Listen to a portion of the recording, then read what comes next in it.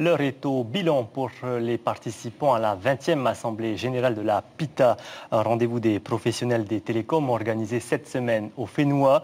L'association des opérateurs du Pacifique permet de redynamiser les contrats tous les ans. Natacha Silagi, Jérôme Lee. Le petit Pacifique main dans la main pour devenir plus grand dans le monde des télécommunications. L'association des opérateurs de la région fait se rencontrer 48 pays et 70 entreprises.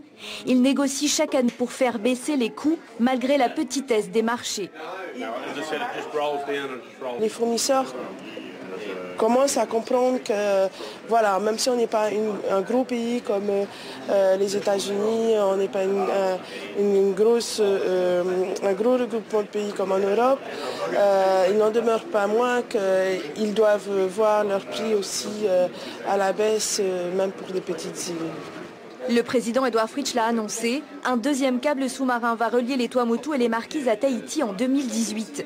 Le premier câble Onotoa doit aussi être sécurisé. Il y a une nécessité, après un certain temps, de faire un deuxième câble pour sécuriser le premier.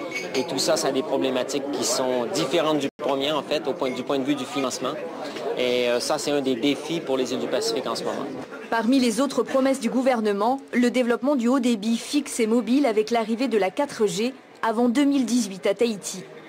Ça fonctionne en Polynésie avec ici une démonstration de la future norme qui sera disponible dans quelques mois, qui permet d'avoir un débit de 460 mégabits par seconde, ce qui est donc beaucoup plus que la 3G actuelle. Alors en Nouvelle-Calédonie, nous essayons d'avoir des tarifs très compétitifs, donc nous faisons beaucoup d'efforts pour continuer à avoir une baisse tarifaire continuelle. Donc nous avons des offres globales où la montée en puissance, la montée en débit n'est pas facturée aux clients. Les tarifs satellitaires restent élevés pour les clients du Pacifique qui comptent sur cette entraide communautaire pour peser dans les négociations. Qu'est-ce que cela veut dire pour les îles du Pacifique?